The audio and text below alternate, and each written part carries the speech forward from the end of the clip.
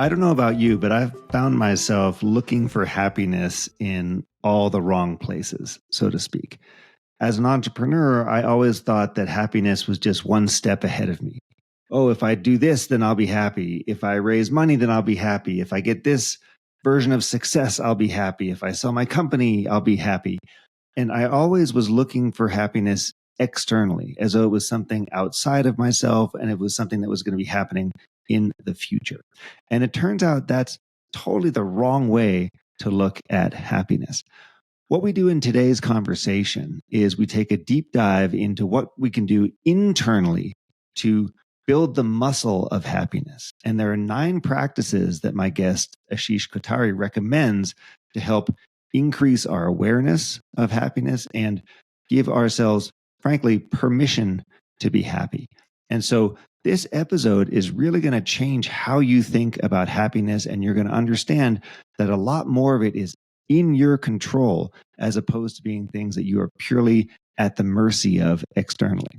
So I hope you enjoy this discussion with Ashish, who is the founder and CEO of Happiness Squad and wrote an incredible book called Hardwired for Happiness. Check it out.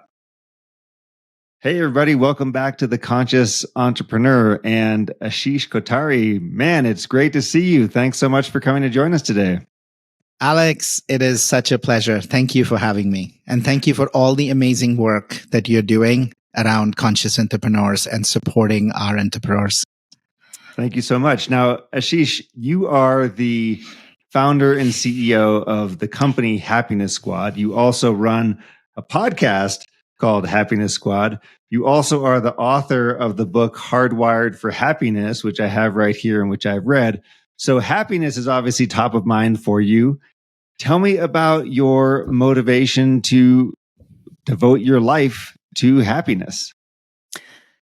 Thank you, Alex. Great question.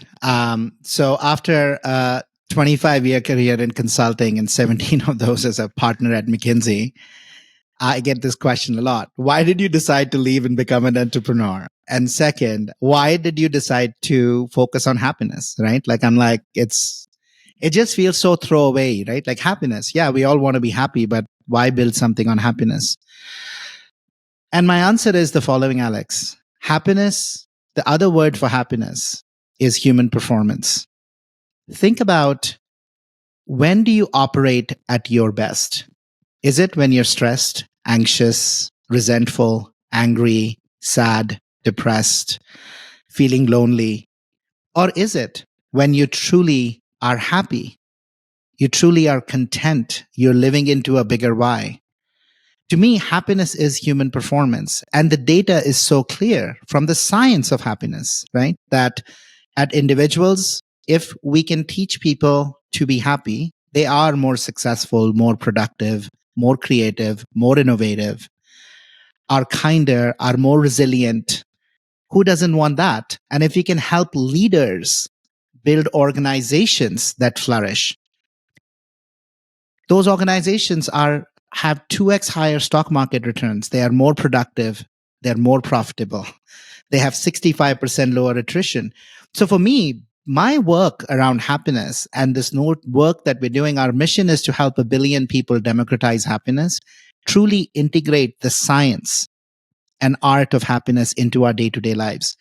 Because we need to do that in order to rise to the challenge of our times, to create businesses that heal, that do good in the world, and create environments where people can thrive.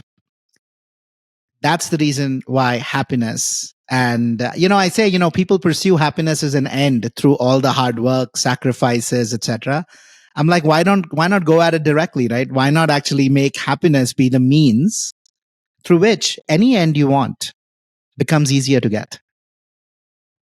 You're so right. And I appreciate you bringing up the point that happiness is linked to human performance. Because if I'm feeling miserable, if I'm down in the dumps, if I'm irritated or anxious or fearful or whatever it is that's going on, I'm not going to be showing up as my best self. I'm not going to be giving it my all. I'm not going to be kind of performing, right? As you were saying, I'm not going to be performing at my optimal best. And so what you're saying is, let's get the internal stuff working first before we go out and do the external. I know you talk a lot about happiness being an internal game. It absolutely is, Alex. And I think it's imperative. It's not a nice to have. It's actually a must have. And, it goes back to, and I'll give you the reason why. Look, we see the world as we are, not as the world is. The beautiful words of Anais Nin. And it is so true. We constantly see the world based on our beliefs about others, beliefs about ourselves, beliefs of what's right, beliefs of what's wrong. Everything is shaped by that. So there is one reason why we need to actually start within, because, we'll only react to kind of what we become aware of. But there are two other big reasons for this, Alex. One is, let's look at it from an evolutionary biology point of view. Look, our brains evolved and we grew to be at the top of the food chain, not because we were the strongest or we were the largest, but because of our unbelievable brains and their ability to predict danger and to prepare us to respond through, adrenaline and cortisol, the fight, flight, freeze response that we all know to threat. Also, a very heavy negativity bias. Things that could hurt us, we paid way more attention than things that, anything that was kind of okay, we just kind of moved past, right? We have fixed attention spans. All of that was wonderful for, millions of years of existence as we evolved. But think about what the world we are living in right now, Alex. There are no tigers and lions roaming around in our day-to-day environments for which our brains have evolved over so long to predict. But what we do have is a world where every day we face threats to our psychological identity, and our brains have no way to differentiate. And they act in ways that actually in physical threat are incredibly helpful, right? Blood rushes to the sides. We are ready to prepare. Anything other than the threat basically grows out from our main focus. In psychological threats, we actually need just the opposite. The threat is rarely a threat. 90% of what we fear doesn't come true, but we lose perspective of everything else and what's happening. So we literally, Daniel Goleman's work on the amygdala hijack, when we need our cognitive best, we actually get dumber by almost 30%. So that's the second reason why we need to start at a neurological level. We need to start from our wiring for fear, which is what my book was about. Mm-hmm. And only through that work can we actually start to do something that, I know this is a question you always ask around consciousness. Only through that can we elevate our consciousness. And what do I mean by that is truly elevate our ability to hold complexity. Because the world we are living in is more complex than us. And that's what's causing the constant triggering of threats to our psychological identity. Right? So it's not just enough to kind of rewire away from fear, but it is also important to actually increase how we see the world, how we navigate in a complex world versus a complicated world. And this is all the amazing work around, this is all the amazing work. There's 20 years of research from Harvard around adult development theory that is never taught. But yeah, that's the reason why we got to start inner, because without that, behavior change will not happen. We will continue to take action from a place of scarcity, from a place of self-protection, from a place of not feeling enough. We have to change from within. Let's talk about your book. I really want to get into that. I have my copy right here, Hardwired for Happiness, 9 Proven Practices to Overcome Stress and Live Your Best Life. And so you created this, and you've got a bunch of data and thoughts in here, and then you've got your 9 practices, and they're all organized around that sunflower. And the core of the sunflower is what you call cultivate self-awareness. And I found that so interesting when I saw it, because self-awareness is a foundational part of the Conscious Entrepreneur. And it's something that I talk about a lot. In fact, at the Conscious Entrepreneur Summit in this past June, I talked number 1 about fearless self-inquiry as a way to drive self-awareness. So seeing you put that at the center of the sunflower was really meaningful to me.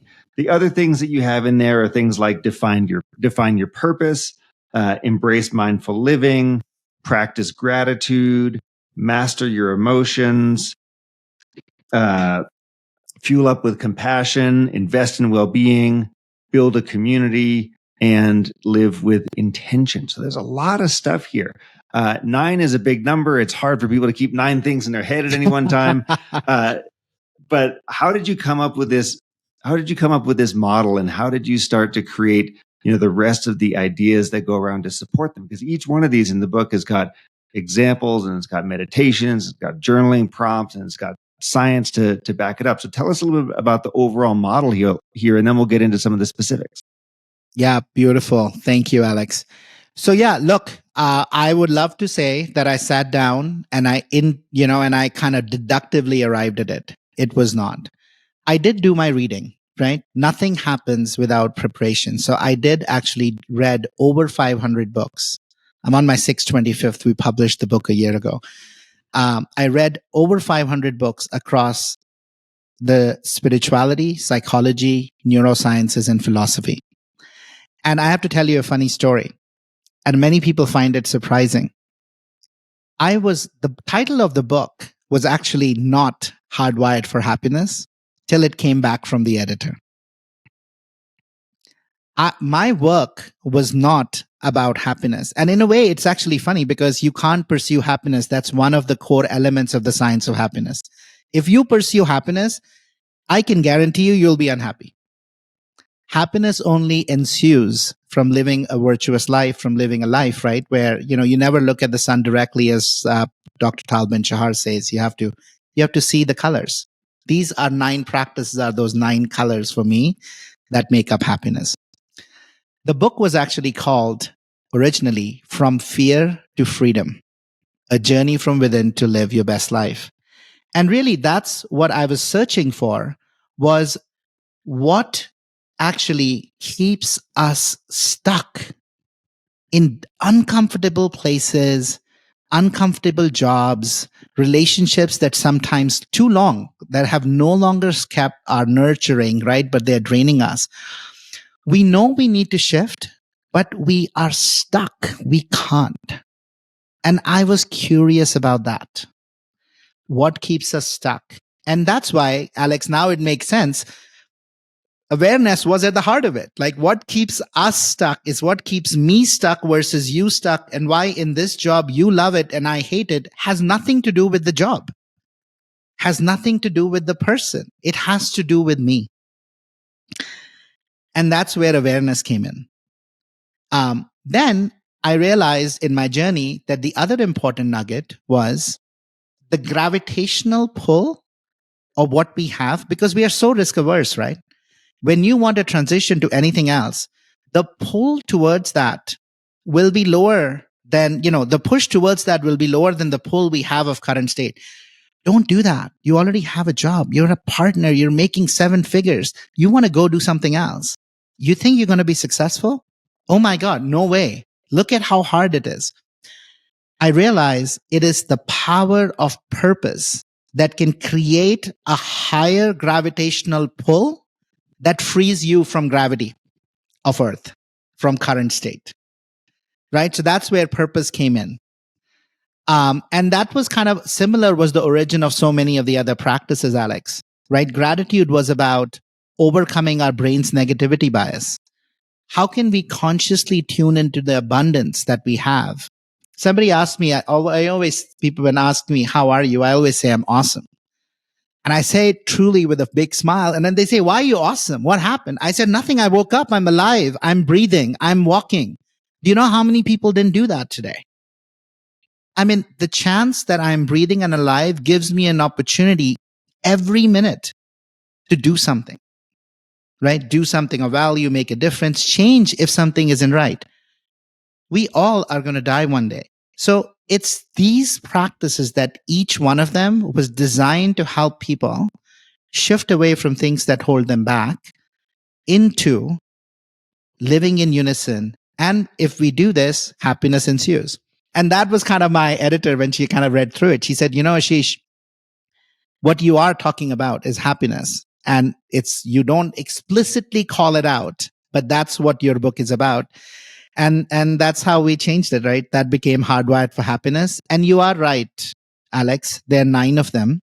You don't need to do all 9. Even 1 or 2 practices can be transformative if we really master them. But the key is this, Alex. The key is not knowing about them. This is probably, I don't know, one of 10,000 books on happiness. All of them have the science behind it. Some have less of it, but I actually did my research. As a McKinsey consultant, you're taught facts, science, right? So even though these practices are in every wisdom tradition, there is strong science behind every one of them. And you really dug in to both the neuroscience and psychology fields to validate that. But really, the work we are doing at Happiness Squad, and friends, if you read the book or if you check out the programs we're creating, I say this to you. We are drowning in knowledge. This is one of the 10,000 books out there. Knowledge is not a problem.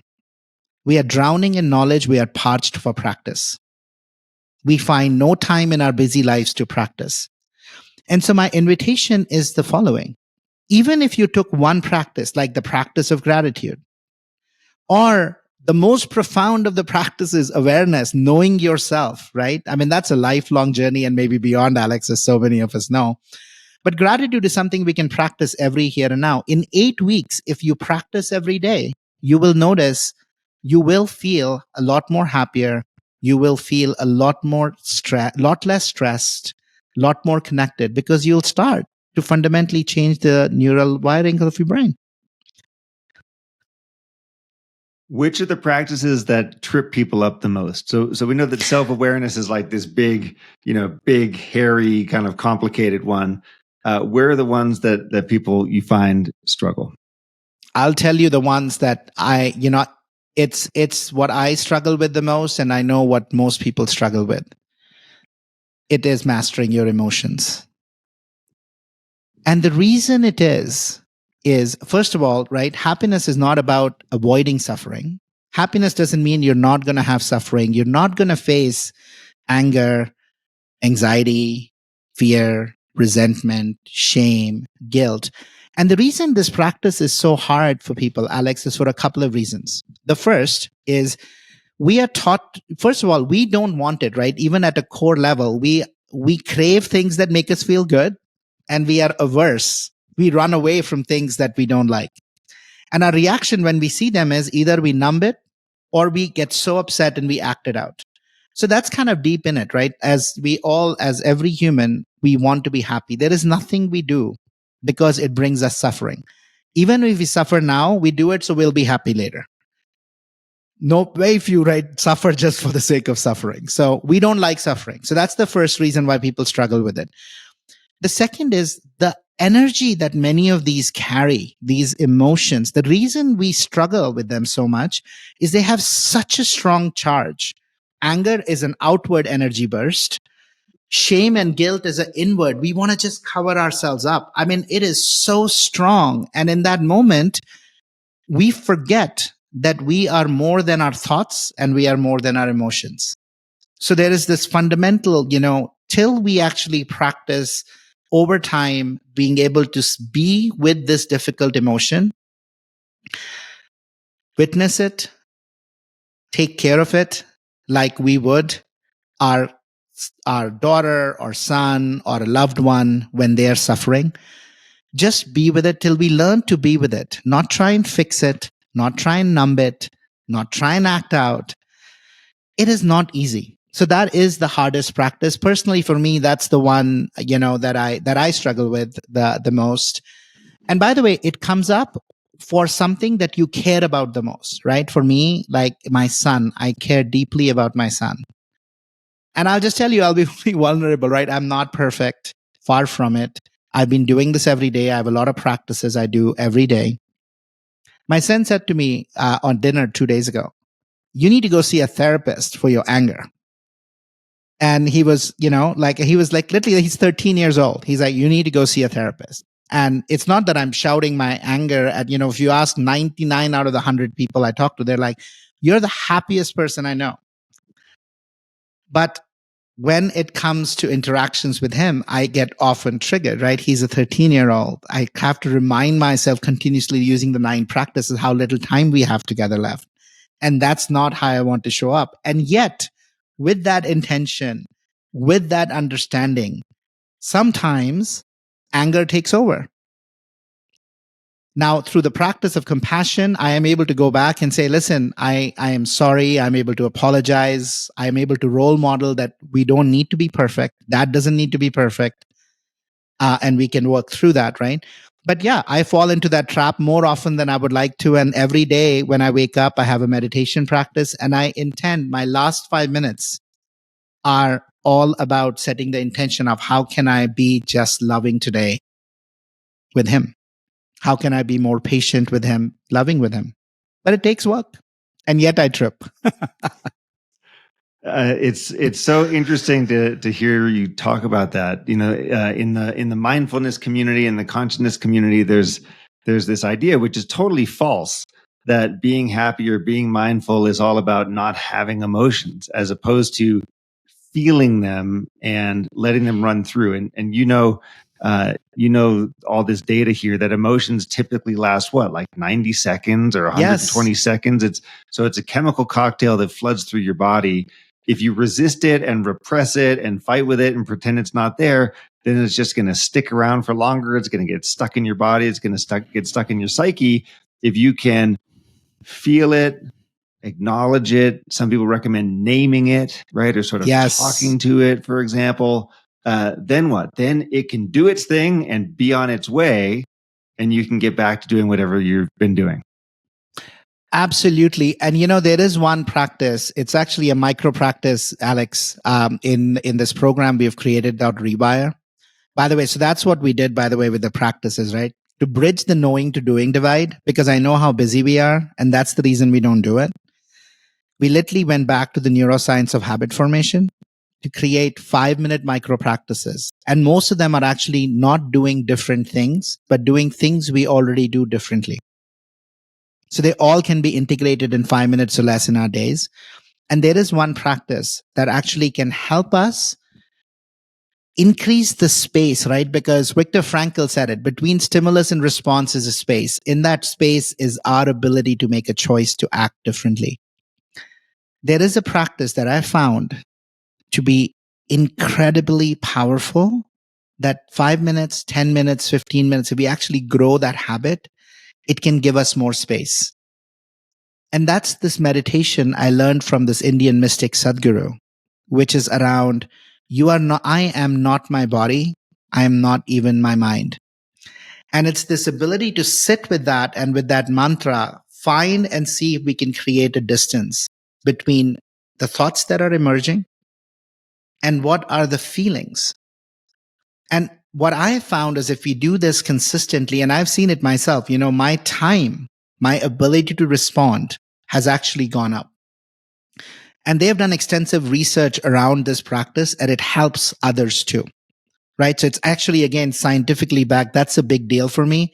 Everything we do, I want to make sure that there is a clear science backing, either in terms of the practical, people have tried it, they've experienced a difference, but even better, if we can tie it to actually changes in our neural structures. So that was, I am not my body. And then the second part is, I am not even my mind. So who am I, right? The tuning into this question, tuning into the consciousness in which our thoughts arise, our feelings arise, being able to notice just that and say, who's the one noticing? Who knows I'm having a thought? Who is experiencing this?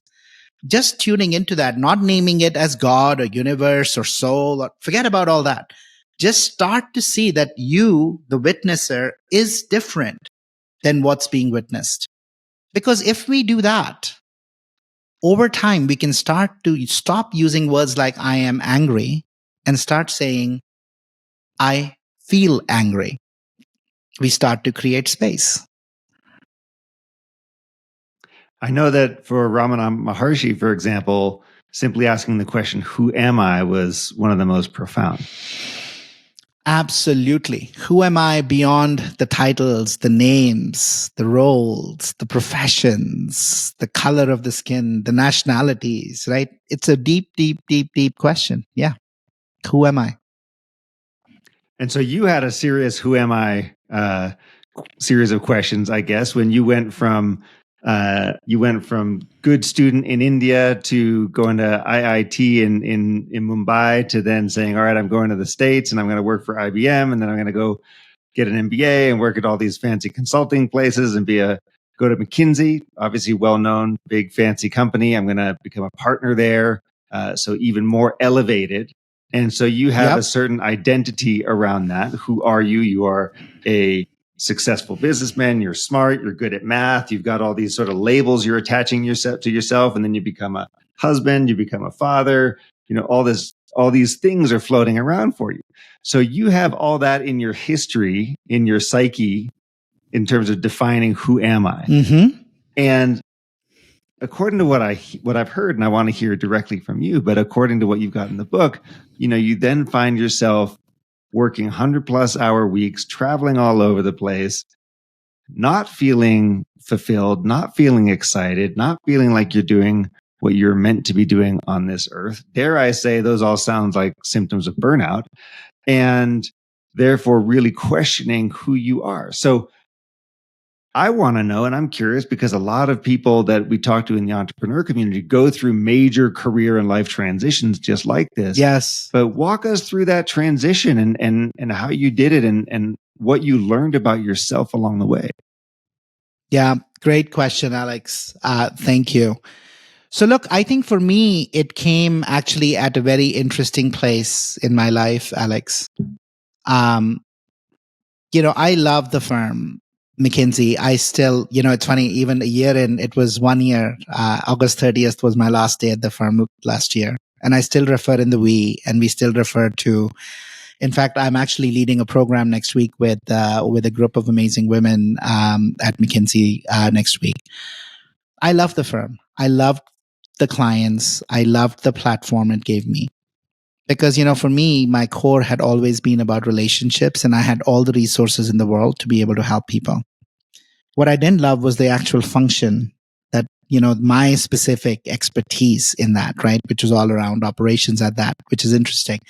It's an interesting link because, we'll come back to what I'm doing now and how all of that I didn't love is actually helping me do this work in such a different way and articulate it in differently. But back then, I was 42 and 43. Everything, Alex, was green in my life, right? Matthew McConaughey talks about green lights. Everything was green light. Family was doing great. We were living in Boulder. I was heading a practice. Parents were good. Client platform was great. I was rocketing my way up. I was 2 years away from senior partner. Everything was green. Everything. And yet, every morning, Alex, every morning, I was waking up with a high degree of anxiety.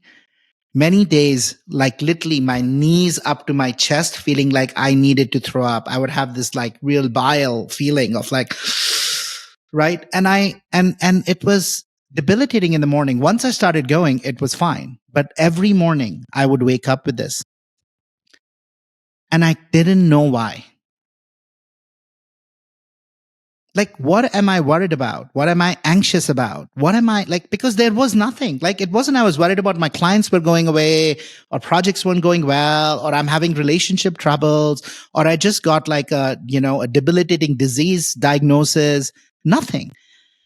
Many people said, go see a therapist. Somebody said, oh yeah, this is anxiety. It's very normal. It's very normal to be anxious. I'm like, just go, I went to this guy and he gave me this pill and now I feel great. Right? Pop a pill, go talk to a therapist. And I'm like, dude, you're not hearing me. I've had no trauma in my past, at least back then that I was aware of. And there is nothing out there that I'm like, what am I going to talk to the therapist about? Like, I have to tune within. I have to find the answer within, Alex. And that's when, it's a little like when the student is ready, the teacher appears. And for me, those teachers came in the form of these two amazing women. One was at McKinsey, Joanne Lebois. The other is Amy Elizabeth Fox, the CEO of Mobius. And they had created a program that truly allowed me to go inwards. A week away from devices in Portugal in one of the oldest monasteries. It was a McKinsey sponsored program. And it was allowed me in that week to really go deep into who am I? Why do I feel the way I did? And more importantly, I also learned a set of tools for the first time in 18 months, Alex. I woke up on the third day with no anxiety. No pill needed. No therapist needed. I didn't feel anxious. But that week also tuned me into what was my core essence and what was I born in earth to do, right? What was my highest purpose that I could live into, my why? And I recognized three things that week. The first, I recognized that for me, my life had all been about relationships. You know, what had kept me at McKinsey, that fear that kept me and like what kept me, no, but where are you going to find it was relationships. You know, I'm the crazy guy who sends 875 personalized emails last year at holidays. Because there are people whose lives we walked in and they're still a part of me, right? We've done projects together. We've done teams together, clients I've served. Relationships were my essence. So it had to be something about that. The second was I was realizing for the first time, you'll be surprised by this. There's a lot of many people who are, despite being born in India and having lived in India for 22 years, the first time I meditated was in Portugal with two white women. Right? So meditation, which many people say, of course you meditate, you're from India. I'm like, don't go by the cover of the book. Don't go by the color of the skin. That is not. In fact, I actually had rejected a lot of the beauty in the Indian culture and the spiritual traditions because of what I just saw, how religion was practiced. I threw out spirituality, baby with the bathwater, right? And the third was I looked around, Alex, and I realized it was not just me. There were 30 people who had walked into that room, all smiling outside, talking about the amazing clients and the work and the houses and the trips and blah, blah, blah, blah, blah. Every person there was facing a struggle that they kept within, didn't feel open, didn't feel resourced. And to me, that was my three things that came together. And I committed that week, Alex, that I was going to spend the rest of my life learning as much that I could about the art and science of flourishing. I was going to become a student and I was going to create something that I could meet people where they are and help them transform themselves. Because if they transform themselves as leaders, the impact they would have in the world of transforming lives and transforming the planet would be there. And that was my who am I and my why that led to all the work we're doing now.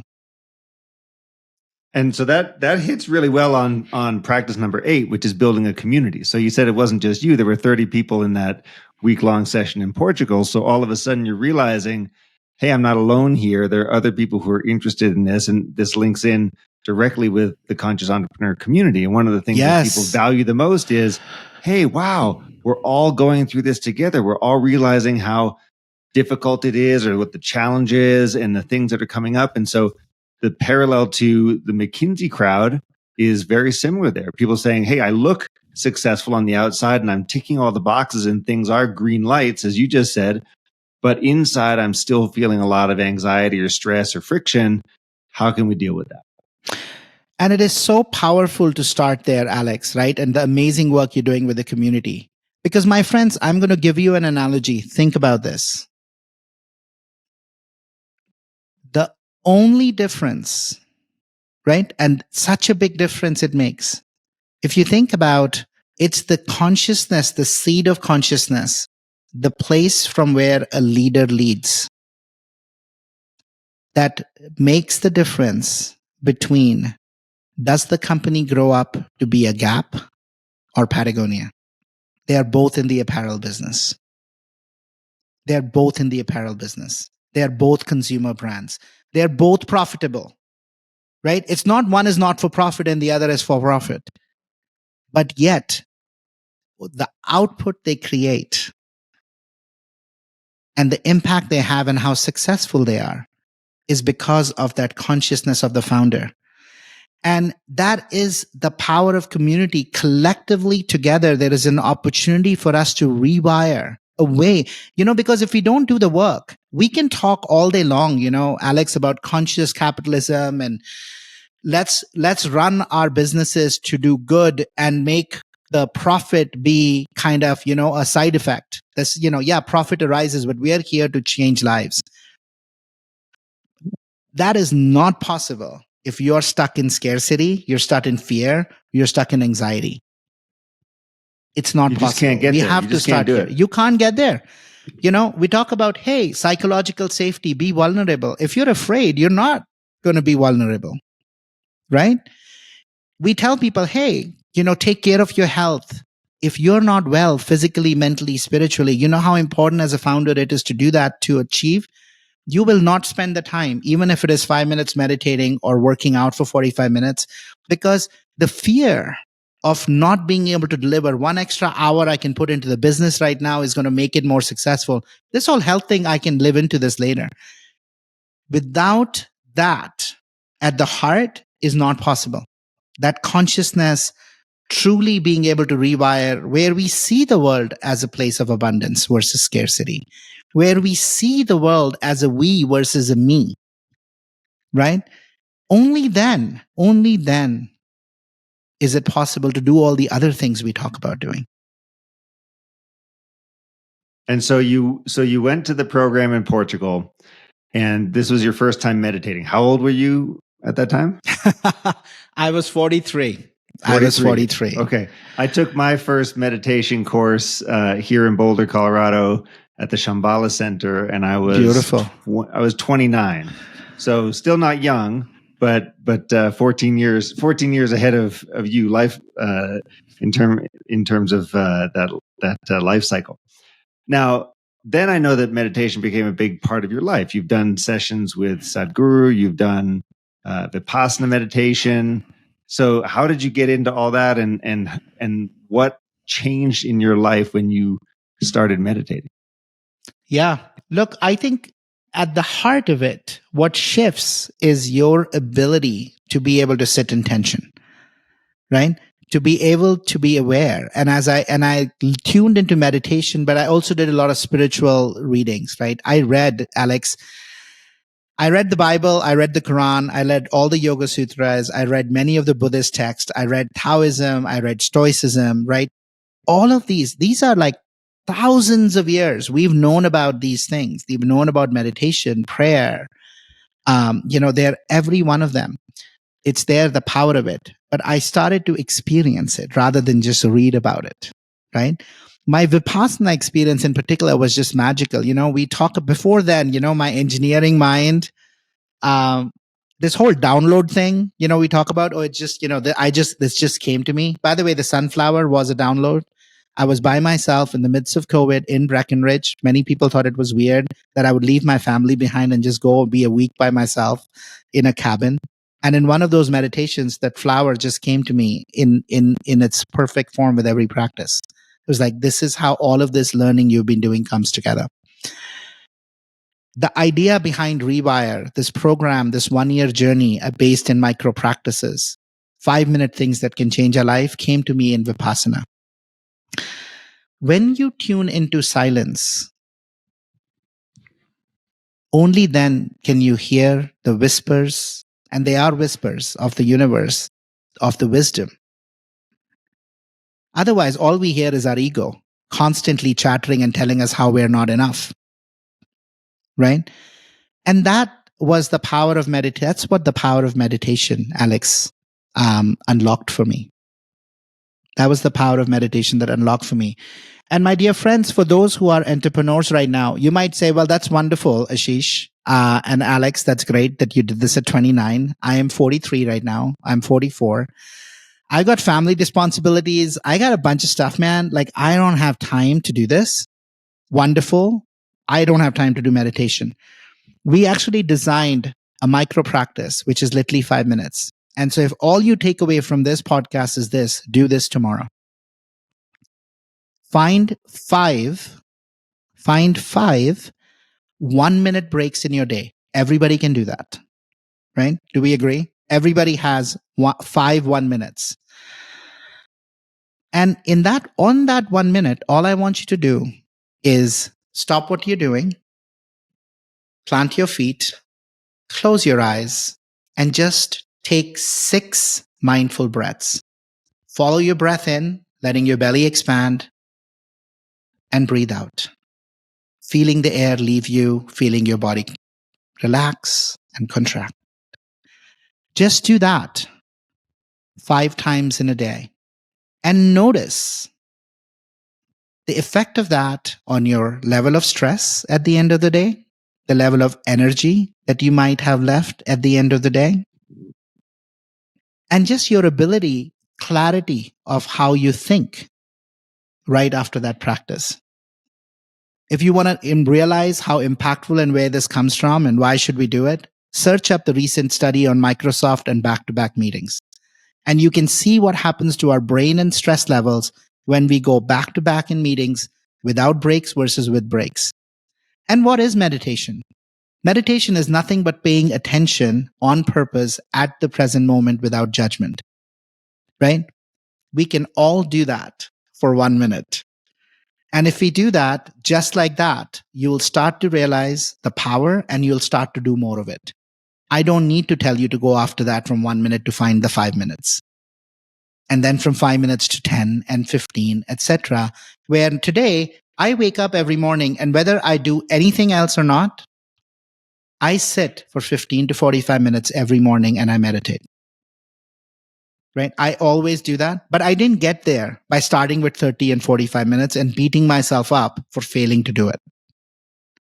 You start 1 minute at a time.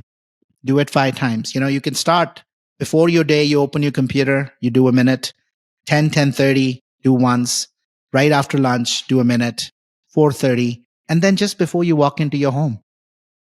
Use that 1 minute to leave the work and connect back, fully present with those you love. Your family, they're waiting for you. And we can just use that minute to shed whatever worries we're carrying, right? And just tune in. Just do that. And I would love to hear from you what impact you got from it. Yeah. The other person that's waiting for you is you. Yes. Because we get all stuck in here. We sit there and we design everything and we question everything, we worry about everything and we project and all this stuff, and we never really take the time to just properly be. Just be. It's interesting, Alex, that the word that comes up for me, I don't know who I heard this from, so we'll quote it to Anonymous. He said, if aliens observed us, right? If aliens came and observed us, I don't think they would call us human beings. They would call us human doings because we never like to just be. Every other animal, other than, when they're looking for food or they're mating or they're sleeping, they're happy to just be. We cannot. We don't like being. Even on vacations, we have to plan the heck out. We have to be moving. We have to be doing something. Otherwise, why waste time? I mean, what do you mean, why waste time? What else is there, right? Just be. Yeah. And so these practices, awareness, meditation, all the many things that you have in the book are related to resetting the internal environment as I think about it. And in the book, you talk about this concept of a set point and about how happiness is very much derived from our set point. So basically, where are we? Everyone thinks that I'll be happy when this happens. So as an entrepreneur, I might think, oh, I'll be happy when I raise a Series A. I'll be happy when I sign $1 million customer. I'll be happy when I sell my company for $50 million or whatever it is. And then I'll let myself be happy, as opposed to, well, how can I get to happiness now? And so you quote something like 50% of your happiness is based on your set point. What's that all about? Yeah. So this was the work that was done by Professor Sonia Lyubomirsky, one of the most preeminent researchers on happiness. And what she found in her research was that, all of us have a set point, Alex. Okay. We all have a set point. You know how some people always see the bright, they see it, you can see the the light and the clouds, and others just see the dark cloud. We all have a certain set point. And I mean, oftentimes, it's genetics, it's generational. Amy Fox talks and Thomas Hubel talk a lot of the collective trauma that sometimes we carry forward generation to generation. It provides an outlook, right? But that's only half of it, right? The other 10% is circumstantial. By the way, that's what most of us think drives most of it. We chase, and by its very nature, the moment we get there, we don't realize that our brains have this hedonic adaptation processes by which the moment I get promoted, now all of a sudden that promotion doesn't mean anything. 6-12 months later, I'm looking for the next thing. So we're always chasing. That's why those who pursue happiness never get there. 10% is circumstantial. I have an accident, something else happens, right? I feel a temporary blip. But 40% is based on what we choose to do and what we choose to pay attention to. That 40% is what this Hardwired for Happiness practices and all the other amazing work that other happiness researchers have done, starting with the work of Dr. Marty Seligman, the father of positive psychology, who fundamentally changed the direction of psychology from studying diseases to studying the conditions for flourishing and thriving in 2000. That's what this work is about. It's about that 40% that we control. And think about the power of that. You don't control the 50. You don't control the 10.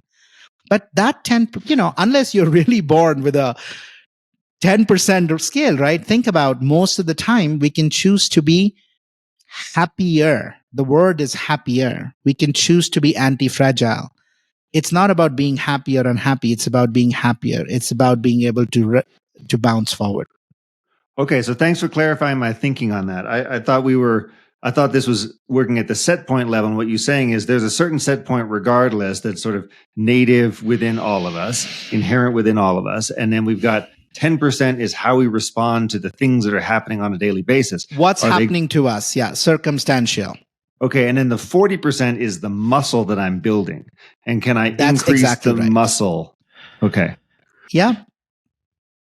Okay, exactly.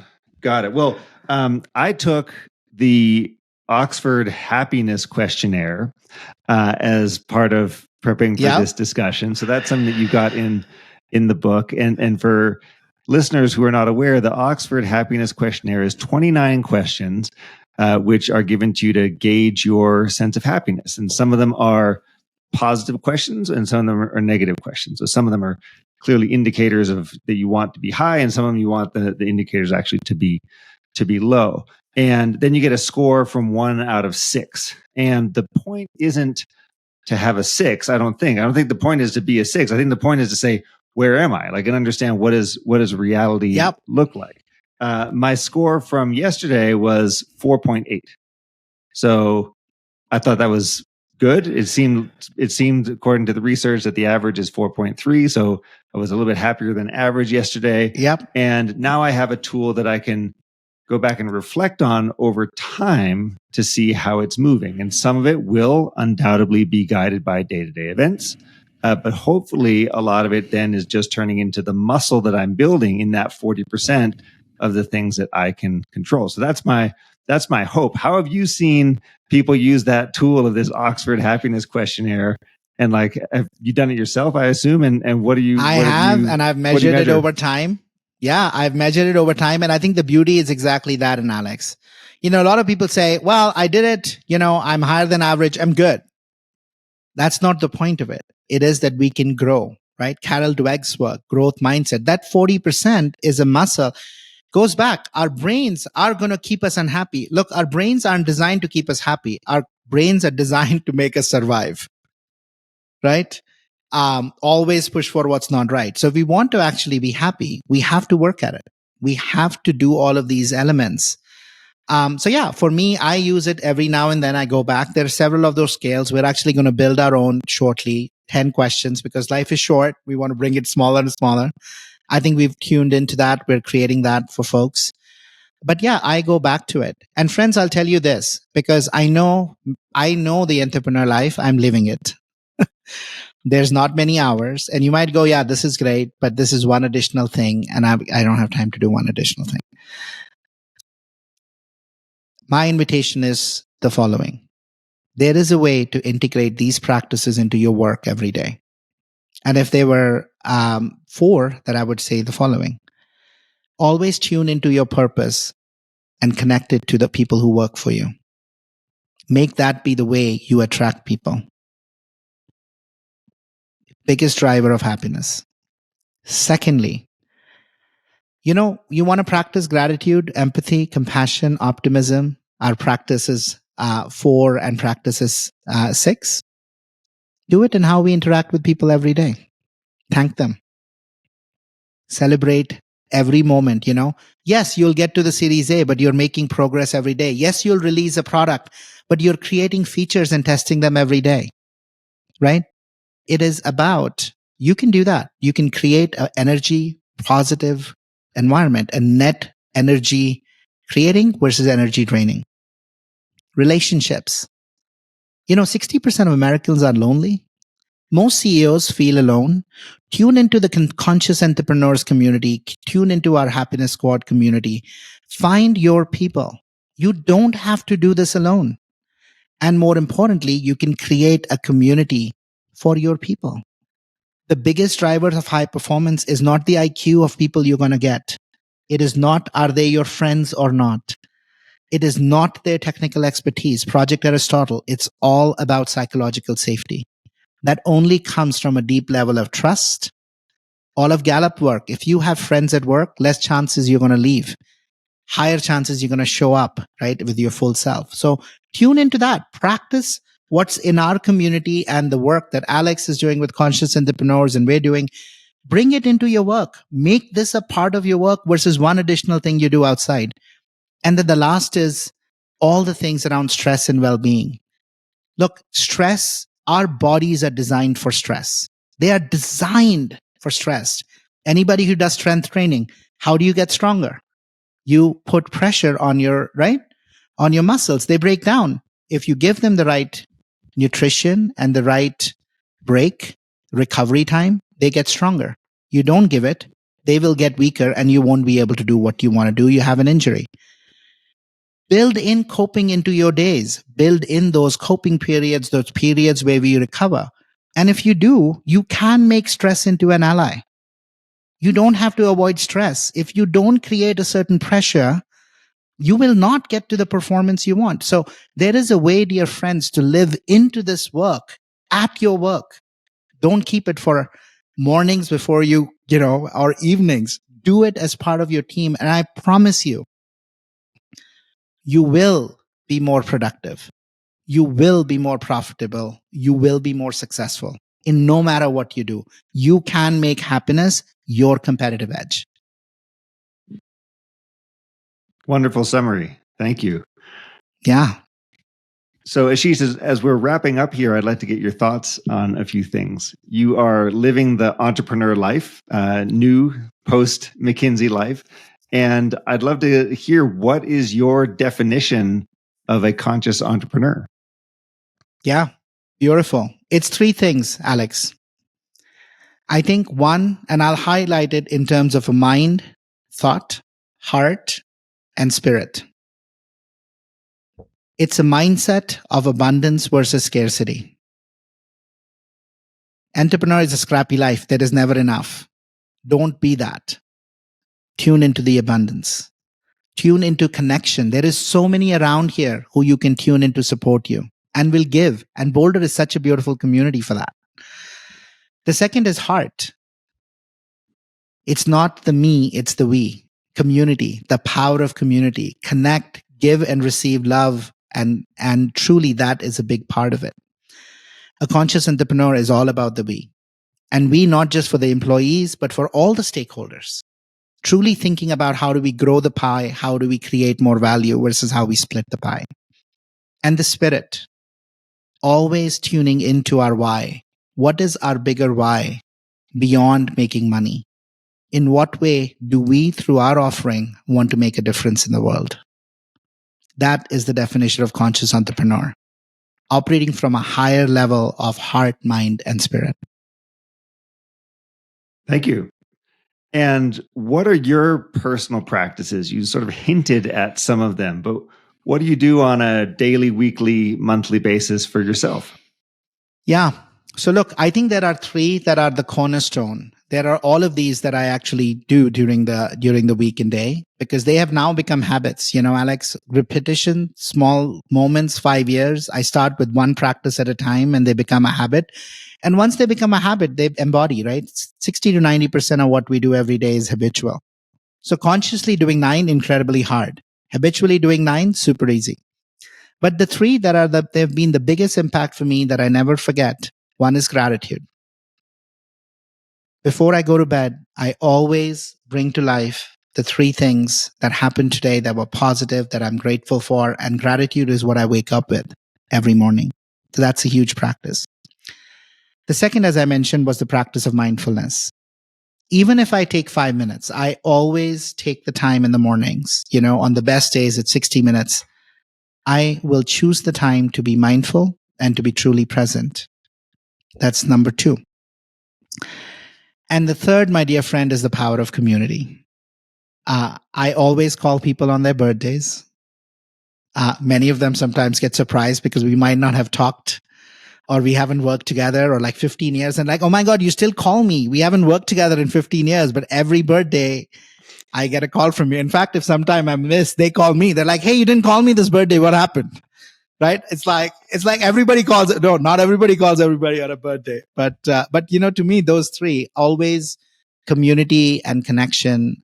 Those are the three, Alex, that play front and center role in my life. And of course, awareness. We are evolving. We are growing. We are changing. We are learning. You know, to me, that's always present. But that's also what arises through mindfulness. Right? We always can tune into how we are changing. Wonderful.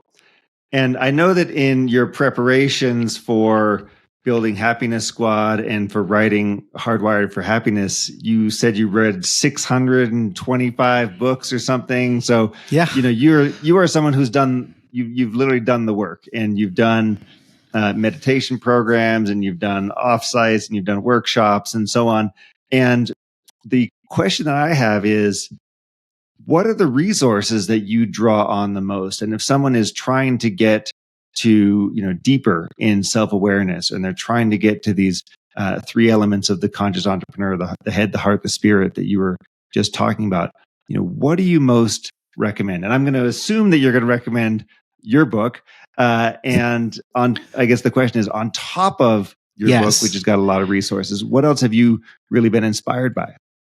Yeah, no, beautiful. Look, we are, the Hardwired for Happiness. This is the feedback I've consistently received from people, is because it integrates and draws on so many. You can just go there, and there's a lot that you'll get. We also have a podcast, the Happiness Squad podcast, where we're constantly, you know, all tuning into this topic of happiness, right? So you'll hear a lot from that. But I will be remiss to highlight three books that can be hugely impactful. And they come from three very different places, okay? Because there are tons of great books. The first is a book called Inner Engineering by Sadhguru, one of the mystics who's kind of dedicated his whole life to helping elevate consciousness. And I love it because, you know, he's the funniest guy you'll ever meet. He's the funniest spiritual teacher you'll ever meet. And what I love about it is he says, you know, called it inner engineering. He says, we are the most sophisticated machine that ever walked on the planet. For every machine, there's a manual. Have you learned and picked up the manual for your own self? Hence inner engineering. Beautiful. The second book that I would invite you to read is the book by Clay Christensen, How Will You Measure Your Life? Right? It's written from a strategy point of view, and he highlights how the strategic decisions we make and the way we make them often don't serve us in our life. And he talks about, so that's had a profound impact on me, and I know it will. It's a very easy read. Yeah. And then the third one, which is one of my favorites, it is a reading meditation, is the book You Are Here by Thich Nhat Hanh. you are here.